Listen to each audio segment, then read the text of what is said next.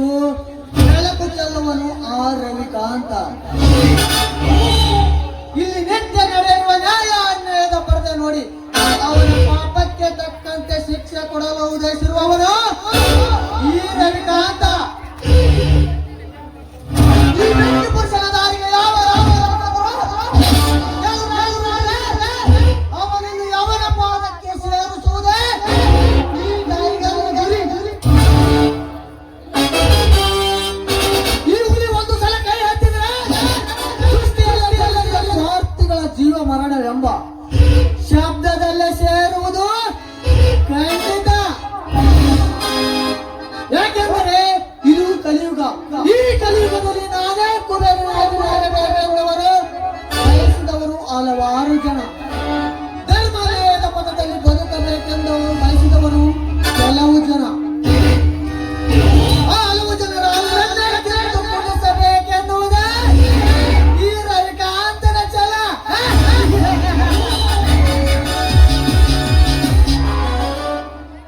ಈ ಅಮರಾಜು ಒಮ್ಮೆ ನರಜೀವಿಗಳ ಕೆಳಗೆ ನೇಣು ಹಾಕುವ ಸಲ ಮುಗಿಯಿತು. ಆ ಕ್ಷಣವೇ ಅವರ ಪ್ರಾಣ ನನ್ನ ಸನ್ನಿಧಿಗೆ. ಈ ಅಮರಾಜು ಈ ಸಮಾಜದ ಪಾಪಿಗಳ ಮೇಲೆ ಕೈ ಬೀಸಿದರೆ ಮುಗಿಯಿತು. ಆ ಕ್ಷಣವೇ ಅವರ ಚೀಲ ನನ್ನ ಸನ್ನಿಧಿಗೆ. ಬರಿಯೋ ಬರೋಣ.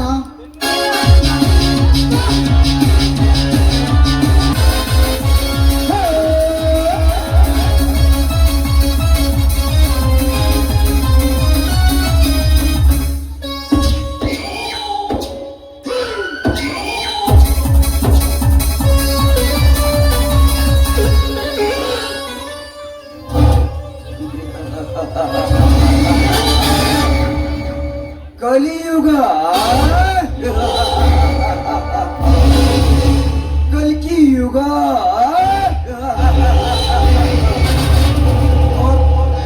ಅರ್ಥಾತ್ ಕ್ರಾಂತಿಯುಗ. ಈ ಕಲಿಯುಗದಲ್ಲಿ ನಾನೇ ಕುಬೇರನಾಗಬೇಕೆಂದು ಮುಂದಡಿಯಿಟ್ಟರೆ ಸದ್ದಿಲ್ಲದೆ ಹಾವಾಡಿಗನಾಗಿ ಈ ಸದ್ದಿಲ್ಲದೆ ಮುಗಿರುತ್ತಾ ಬರ್ತಿದ್ದೆನಲ್ಲೋ. ಲಗಮವಿಲ್ಲದ ಬಡವು ಕ್ರಾಂತಿವೀರ. ಎಲ್ಲ ರಂಗದಲ್ಲೂ ನನ್ನದೇ ಗೆಲುವೆಂದು ನಾಯಿಯಂತೆ ಬಾಳು ಆ ನಿನ್ನ ಬಾಯಿಗೆ ಶಬ್ದವೇನೆಂಬ ಬಾಣವನ್ನು ಬಿಟ್ಟು ನೀನು ಸ್ಥಾಪಿಸುವ ಆ ವಿದ್ಯಾಚೇತನ ಸಂಸ್ಥೆಗೆ ಕಾರ್ಯ ನಡೆಸಿದಲ್ಲ. ಇದರ ಸೇಡಿನ ಪ್ರತಿಕಾರಕ್ಕೆ ಮುಂದೊಂದು ದಿನ ನಿನ್ನ ಅತ್ತಿಗೆ ಶೀಲಕ್ಕೆ ಅಪಾಯವನ್ನು ತಂದು ಉಪಾಯದಿ ನಿಮ್ಮ ಅಣ್ಣ ತಮ್ಮರ ಸರ್ವನಾಶ ಮಾಡದಿದ್ದರೆ ನಾನು ಈ ಊರಿನ ಪೊಲೀಸ್ ಪಾಟೀಲ್ ದೇವೇಗೌಡ ಅಲ್ಲ.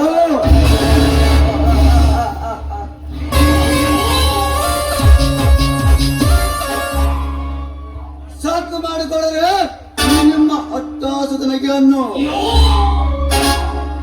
ಯಾಕೆ ಜಿತೇಂದ್ರ ಏನಾಯ್ತು? ಅವ್ರದನ್ನ ಮಾಡಿ ತೋರಿಸುವ ಹಠ ಯೋಗಿ ನಾನು ಎಂದು ಹೇಳ್ತೀರೋ ಅಷ್ಟೇ. ಆದರೆ ಒಂದು ವಾರದೊಳಗೆ ಆ ಬಂಗ್ಲೆ ಭೀಮನ ಹಣ ತಂದು ನಾನೇ ಮುಟ್ಟಿಸಿದನಂದು ಆ ಜವೀರ ಹೇಳಿ ಹೋದನಲ್ಲ.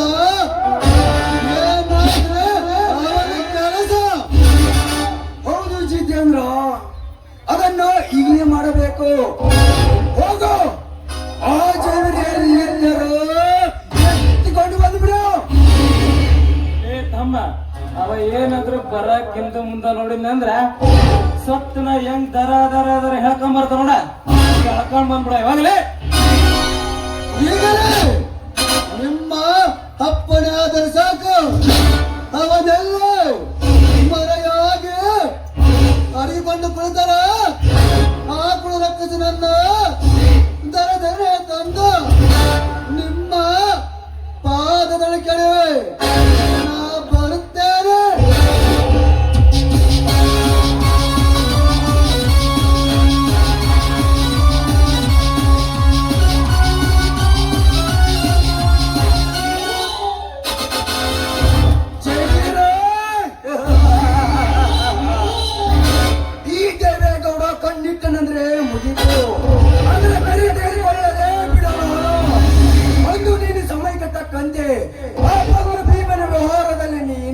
ಕಟ್ಟಿಕೊಂಡಿರುವಾಗ ಅದರಲ್ಲಿ ಫಲ ಮುರಿಯುತ್ತವನೇ ಈ ಕ್ಷಣಗಾಡು. ನೋಡ್ತಾ ಇರು ಜಯವೀರ, ಮುಂದೆ ಏನಾಗುತ್ತದೆ ಎಂದು.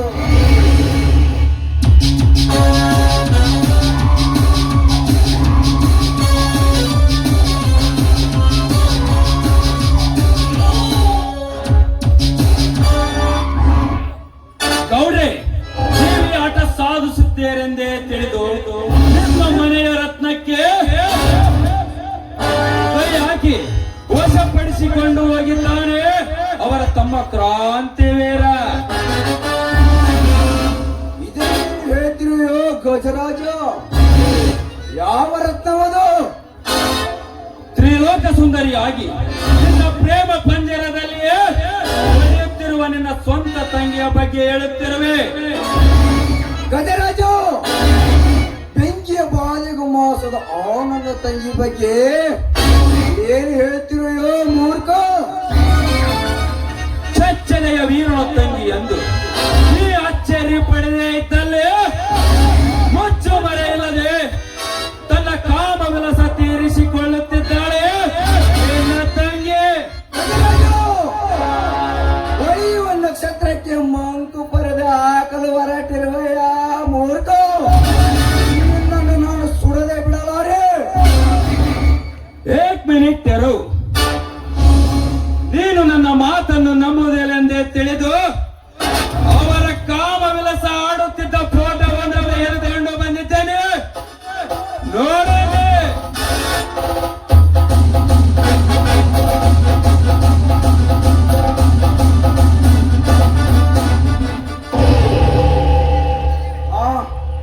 ಇದನ್ನೇನು ನಾನು ನೋಡುತ್ತಿರುವೆ? ನನ್ನ ತಂಗಿ ಆ ಕ್ರಾಂತಿವೀರನ ಬಲಿಗೆ ಬಿದ್ದು ಹೋಗಿದೆ. ಹಾಗಿದ್ದ ನಿಜವಾದರೆ ನಾನು ಅವನ ಎದೆ ಸೀಳಿ ಬಿಸಿ ರಕ್ತವನ್ನು ಕುಡಿಯದೆ ಬಿಡಲಾರೆ. ಕ್ರಾಂತಿವೀರ, ಈ ಗೌಡ ಸೇಡೆಂಬ ಸಾಗರದಲ್ಲಿ ಈಜಲು ಧುಮುಕಿ ನಿನ್ನ ಸಾವನ್ನ ಬರಮಾಡಿಕೊಂಡೆಯ. ಹೌದಮ್ಮ, ತಡೆ ಮಗನ, ನಿನ್ನಲ್ಲಿಗೆ ಬಂದೆ.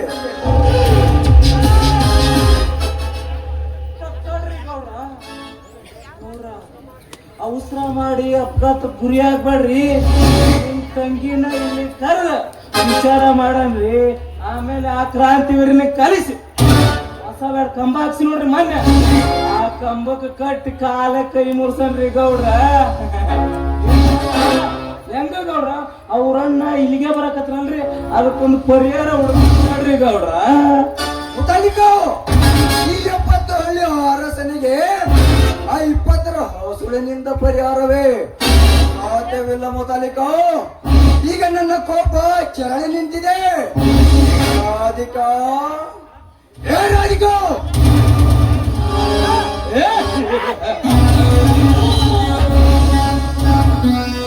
ಯಾಕಂದ್ರೆ ನನ್ನ ಕರೆದಿದ್ದು? ಹಾ ರಾಧಿಕಾ, ಈ ನಿನ್ನ ಅಣ್ಣನ ಮುಂದೆ ಎಂದಾದರೂ ಸುಳ್ಳನ್ನ ಹೇಳಿರುವ ಯಾತನಿ? ಇಲ್ಲಣ್ಣ, ನಿಮ್ ಎದುರುಗಡೆ ನಾನು ಸತ್ಯವನ್ನೇ ಹೇಳಿದ್ದೇನೆ. ಸುಳ್ಳು ಹೇಳಲ್ಲ ಅಂತ ನನ್ಗೆ ಏನ್ ಬಂದಿದೆ ಅಣ್ಣ? ಆ ಸರಿ ರಾಧಿಕಾ, ನಿನ್ನೆಯ ದಿವಸ ಆ ಕ್ರಾಂತಿವೀರನ ಕೈ ಹಿಡಿದು ಮನಸ್ಸನ್ನು ಒಪ್ಪಿಸಿದಂತೆ ನಿಜವೇ? ರಾಧಿಕಾ, ಏಕೆ ಈ ನಿನ್ನ ಮೌನ?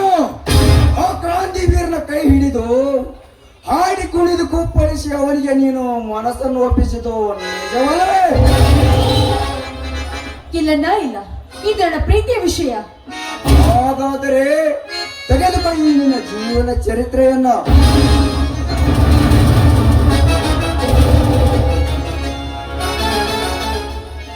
ಇಲ್ಲಣ್ಣ, ಇಲ್ಲ, ಈ ರೀತಿ ಭಾವಚಿತ್ರ ತೆಗೆದಿದ್ದು ಮೋಸದ ವಿಷಯ. ನಾನು ಅವನನ್ನು ಪ್ರೀತಿ ಮಾಡ್ತಾ ಇರೋದು ನನ್ನ ವೈಯಕ್ತಿಕ ವಿಷಯ. ಅಯ್ಯೋ, ಪಾಪಾತ್ಮಳೆ, ಹೊಟ್ಟೆ ಜಮೀನ್ದಾರನೆಂದು ಮಮತೆಗಾಗಿ ಅಕ್ಕರೆಯಿಂದ ಬೆಳೆಸಿದರೆ ಅಂತ ಕಡು ಹೋಗಿ ಹೋಗಿ ಆ ನನ್ನ ಕಡುವೇರಿಯ ಮೇಲೆ ಮನಸ್ಸು ಮಾಡಿ ತಲೆಯನ್ನೇ ತಗ್ಗಿಸುವಂತೆ ಮಾಡಿಬಿಟ್ಟೆ. ಛೇ, ನೀನು ಬೇಕೆಂದಿದ್ದರೆ ಅಲ್ಲಿನ 100 ವರನ ತಂದು ನಿನ್ನ ಮುಂದೆ ನಿಲ್ಲಿಸಿ ನಿನಗೆ ಬೇಕೆಂದವರ ಜೊತೆ ಮದುವೆ ಮಾಡಿಸಿಬಿಡ್ತಿದ್ದೆ. ರಾಧಿಕಾ, ಸಮಯ ಇನ್ನು ಮಿಂಚಿಲ್ಲ. ಬೆಟ್ಟವನ ಆಸೆಯನ್ನು ಸಾಧ್ಯ ಇಲ್ಲಣ್ಣ.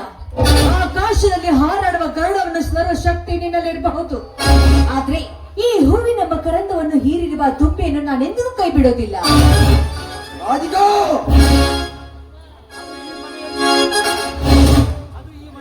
ಅದು ಈ ಮನೆಯಲ್ಲಿ ಎಂದಿಗೂ ಸಾಧ್ಯವಿಲ್ಲವೆಂದು ತಿಳಿದುಕೋ. ಇದು ಒಂದು ಮನೆನ ಬಡವರ ರಕ್ತದಿಂದ ಇಟ್ಟಿಗೆ ಮಾಡಿ ಕಟ್ತಿರುವ ಈ ಮನೆಯಲ್ಲಿ ಮನುಷ್ಯರೆಲ್ಲ ಬರೀ ರಾಕ್ಷಸರು ತುಂಬಿಕೊಂಡಿದ್ದಾರೆ. ಅಲ್ಲ, ನೀ ನಂಬಿದ ರಾಕ್ಷಸರೇ ನನ್ನ ಹೊರತಲು ಬಂದಿರೋದು. ಅದೇ ಸಮಯದಲ್ಲಿ ತೀವ್ರ ಮಾಡುವವರಾಗಿ ಆ ಕ್ರಾಂತಿ ವೀರನೇ ನನ್ನ ಕಾಪಾಡಿದ್ದು. ಇದನ್ನೆಲ್ಲ ವಿಚಾರ ಮಾಡಿ ಒಂದು ನಿರ್ಧಾರಕ್ಕೆ ಬನ್ನಿ. ತಡ್ರಿ ಗೌಡ್ರ, ಸಿಟ್ಟಿನ ಕೊಯ್ಕೊಂಡ್ ಮೂಗು ಶಾಂತವಾದಲ್ಲಿ ಬರೋದಿಲ್ರಿ ಗೌಡ್ರ. ನಾನ್ ನಿಮಗೆ ಹೇಳ್ಬೇಕಲ್ರಿ ಗೌಡ್ರ, ನಿಮ್ಮ ಏಜೇನು ನಮ್ಮ ಏಜೇನ್ರಿ ಅವನು ಗೌಡ್ರ. ನಿಧಾನಿಸಿ ನಿರ್ಧಾರಕ್ಕೆ ಬರೋದು ನಿಮ್ಮಂತ ಬುದ್ಧಿವಂತರ ಲಕ್ಷಣ ರೀ ಗೌಡ್ರ. ಏನೇನು ಮಾಡ್ತೀಯ?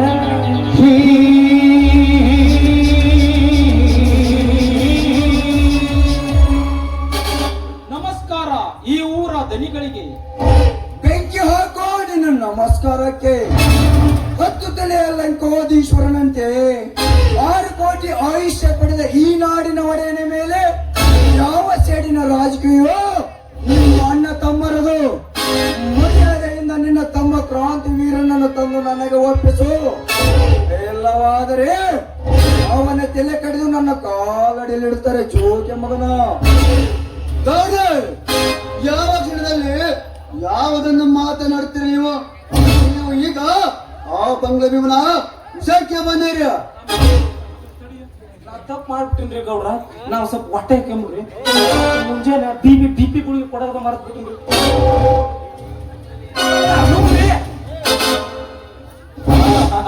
ಗೌಡ್ರ. ಇವಾಗ ಕೇಳ್ರಿ ಇವ್ರ ಅಕ್ಕನ. ಏನೋ ಜೈವೀರ, ಒಂದು ವಾರದಲ್ಲಿ ಆ ಬಂಗ್ಲೆ ಭೀಮನ ಹಣವನ್ನು ತಂದು ತೀರಿಸುವಂತೆ. ಈಗ ಆ ಹಣೆಯಲ್ಲಿ ನಿನ್ನ ಮಾತೆಲ್ಲಿ? ಆ ಮಾತು ಎಲ್ಲಿಯೂ ತಪ್ಪಿಲ್ಲ ಗೌಡ್ರಿ, ಈಗಲೂ ಸತ್ಯವಿದೆ. ತಮ್ಮ ಸತ್ತಿಲ್ಲ ಸತ್ತಿಲ್ಲ ಅಂತ ಎಷ್ಟು ಸರಿ ಹೇಳಕತ್ತೀವಿ. ಜನರು ಕೇಳಿ ಸಾಕಾಗೈತೆ ನೋಡ್ಪ. ನಿನ್ನೆ ಸತ್ತೋಗಿತ್ತಪ್ಪ ನಿನ್ನ ಸತ್ಯವಾದ ಮಾತು. ಏನು ಕೊಟ್ಟ ಮಾತನಂತೆ ನಡೆದುಕೊಳ್ಳಿದ್ದಾರೆ. ಈಗಲೇ ನಿನ್ನ ಹಣ ಬಿತ್ತೆ ಈ ಧರ್ಮ ಕಂಬದ ಸೇರ್ಪಡೆಗೆ ಜೋತ. ನಾನ್ ಯಾಕ ನಿಮ್ಮ ಹಣ ಮುಳುಗ್ಸುದ್ರಿ? ನಾನು ನಮ್ಮಪ್ಪನ ಮಗ ಆಗಿ ಬದುಕಬೇಕೇ ವಿನಃ ನಿಮ್ಮ ಮಗ ಆಗೋದಿಲ್ಲ. ಇನ್ನು 2 ದಿನ ಟೈಮ್ ಕೊಡಿ. ಸಾಧ್ಯವಿಲ್ಲ ಜೈವೀರ, ನೀ ಹೇಳಿದ ಕರಾರು ಮುಗಿದಿದೆ. ಒಂದಾಕ್ಷಣ ಈಗ ನಮ್ಗೆ ಹಣ ಬೇಕು. ಒಂದು ಇಲ್ಲ, ನಿನ್ನ ಎಲ್ಲ ಆಸ್ತಿಯನ್ನ ಬರೆದು ಸಹಿ ಮಾಡಿಕೊಡಬೇಕು. ಆಯ್ತು ರೀ, ನಾನೆಂದು ತಪ್ಪುಗಾರನಲ್ಲ. ನಾನು ಅವನ ಹಣ ತಂದು ಮುಟ್ಟಿಸುವವರೆಗೂ ನನ್ನ ಮನೆ ಹಾಗೂ ಊರ ಮುಂದಿನ ಹೊಲ ಬರೆದು ಕೊಡ್ತೀನಿ. ಆಯ್ತೆ? ನೀನು ಬರೆದ ವಾಯ್ದೆ ಆ ಕ್ಷಣದಲ್ಲಿ ಮುಗಿದರೆ ಈ ಹೊಲ ಈ ಮನೆ ನಮ್ಮ ಗೌರಿಗೆ ಸೇರಿದಂತ ಸಹಿ ಹಾಕಿರಿಗೆ. ಜಿತೇಂದ್ರ, ಕೊಟ್ಟ ಮಾತಿಗೆ ತಪ್ಪಿ ನಡೆಯುವ ಯಾರಿ ವಂಶ ಅಲ್ಲ ಈ ಜಯವೀರಂದು. ನಮ್ಮದು ವೀರರ ವಂಶ, ನೆಲಕ್ಕೆ ಬಿದ್ದವರನ್ನು ಮೇಲಕ್ಕೆ ಎತ್ತೋ ವಂಶ. ಕಷ್ಟದಲ್ಲಿ ಕಣ್ಣೀರು ಹಾಕುವವರ ಕಣ್ಣೀರು ಒರೆಸೋ ವಂಶ. ಕೊಡಿ ಅದಾವ ನಿಮ್ಮ ಕರಾರು ಪತ್ರ.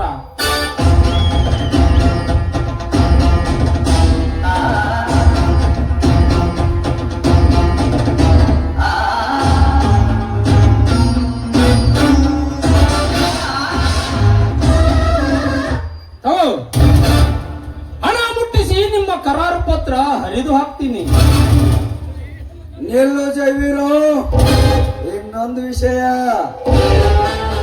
ನಿನ್ನೆ ದಿವಸ ನಿನ್ನ ತಮ್ಮ ಕ್ರಾಂತಿವೀರ ನನ್ನ ತಂಗಿಯನ್ನ ಏಕವಚನದಲ್ಲಿ ಮಾತನಾಡಿಸುವುದಲ್ಲದೆ ರೇಪಿಗೆ ಕೆಣಕಿದರಂತೆ. ಅವನಿಗೆ ನೀವು ಸರಿಯಾಗಿ ಬುದ್ಧಿ ಹೇಳ್ತೀವೋ? ನಾನೇ ಅವನಿಗೆ ಒಂದು ಬುದ್ಧಿ ಕಲಿಸಲು. ಇದು ನಿನಗೆ ಚೋಕೆ. ಇದನ್ನೇ ನಿನಗೆ ಎಚ್ಚರಿಕೆಯಾಗಿ ಮೊದಲ ಹೇಳ್ತೇವೆ. ಹುಷಾರ, ಇಲ್ಲಂದರೆ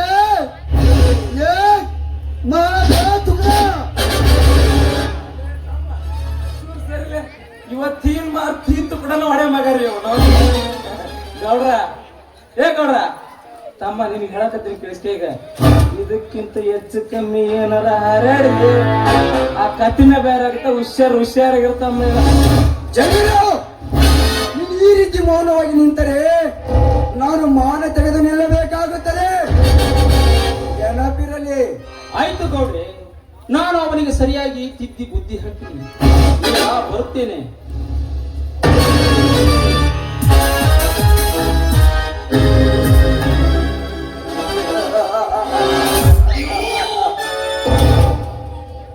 ಇನ್ನು ನಮ್ಮ ಮುಂದಿನ ಕೆಲಸ ಗೌಡ್ರ ಸಿಟ್ಟು ಸೆಡು ಮಾಡ್ಕೊಂಡು ಹೋಗನಲ್ರಿ ಆ ಗಜರಾಜ, ಅದನ್ನ ಸ್ವಲ್ಪ ಸಮಾಧಾನ ಮಾಡಿ ಆತೊಬ್ಬತ್ತದನಲ್ರಿ ಗುಡ್ಡದ ರಾಜ ರವಿಕಾಂತನ್ ಭೇಟಿ ಆಗನ್ ಬರ್ರಿ ಗೌಡ್ರ.